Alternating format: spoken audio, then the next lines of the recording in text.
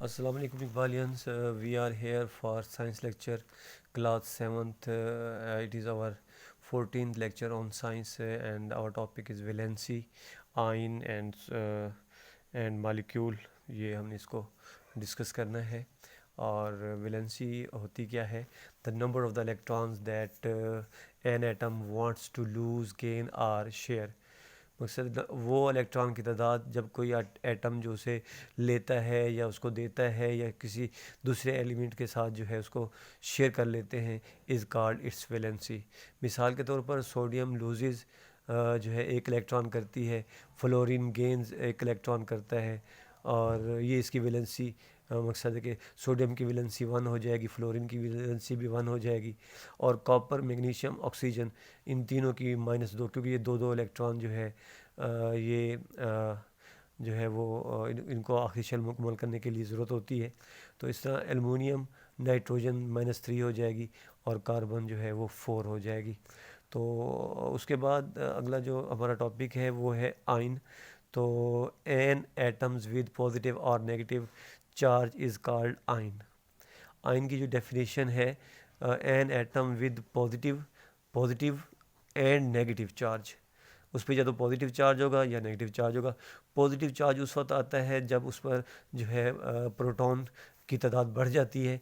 तो क्योंकि प्रोटॉन जो है वो एक पॉजिटिवली चार्ज पार्टिकल है और तो इसलिए उस पर पॉजिटिव चार्ज आ जाएगा और जिस जो है जो इलेक्ट्रॉन लेता है वहाँ पर जो है वो जो है क्या होगा, उसके इलेक्ट्रॉन की तादाद बढ़ जाएगी क्योंकि इलेक्ट्रॉन नेगेटिवली चार्ज पार्टिकल है और इस वजह से जो है वो जो है क्या हो जाएगा, उस पर जो चार्ज आएगा तो वो नेगेटिव आ जाएगा या जो है आयन तो उसका नेगेटिव हो जाएगा।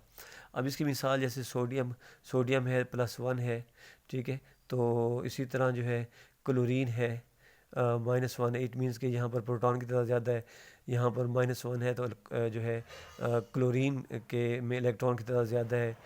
ऑक्साइड आयन है O2 जो है और कॉपरियम है Cu2+ है। तो उसके बाद केटाइन क्या होता है और एनाइन क्या होता है, जैसे मैं बता चुका हूँ ऊपर।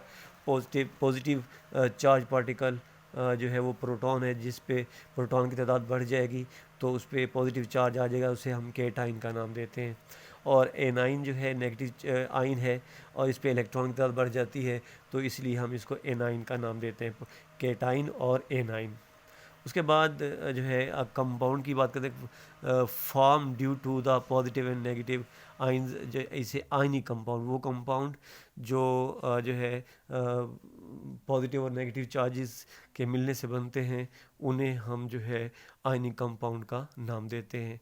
एग्जांपल ऑफ द कैटाइंस यहाँ पर दी हुई हैं। जो है कैटाइन की पॉजिटिव जिस पे चार्ज होगा वो है H1+ है, सोडियम 1+ है, जो है अर्जेंटम जो है सिल्वर जिसे कहते हैं वो 1+ है, मैग्नीशियम 2+ है, एल्युमिनियम जो है 3+ है। तो ये हमारे पास कैटाइन की मिसालें हैं।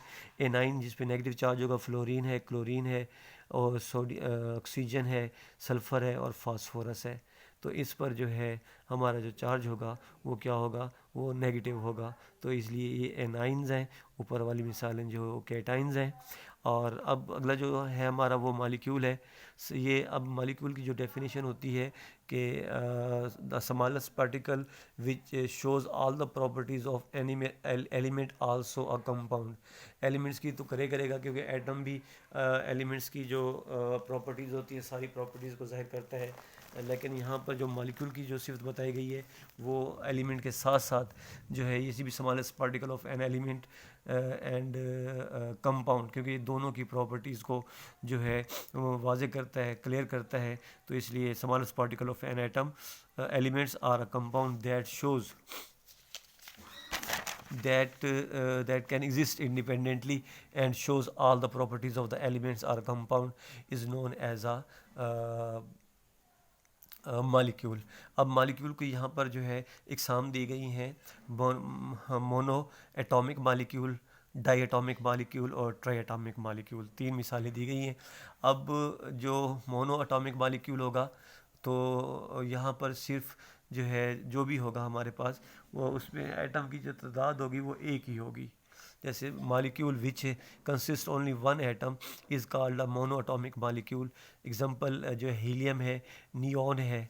और डायटोमिक मालिक्यूल जो है ऐसा मालिक्यूल होता है जिसमें जो है मालिक्यूल्स की तादाद जो है, मालिक्यूल्स में एटम्स की तादाद जो है दो या इससे ज़्यादा दो होती है।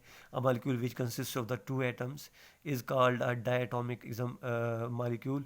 और इसकी एग्जांपल CO कार्बन मोनोऑक्साइड है, और ऑक्सीजन है, क्लोरीन Cl2 है, दो एटम है, और N2 ये भी, क्योंकि ये जो है तकरीबन तीनों गैसेस हैं।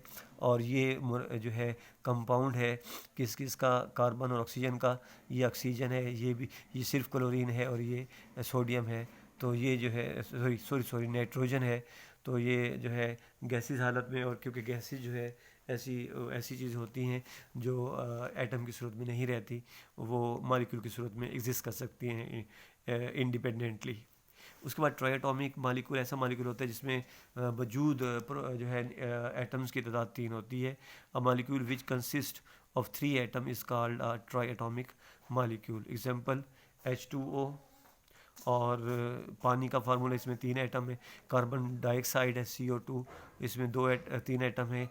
और O3 ओजोन का फार्मूला है, तो इसमें भी 3 एटम है। तो ये ट्राई एटॉमिक मालिक्यूल कहलाएगा।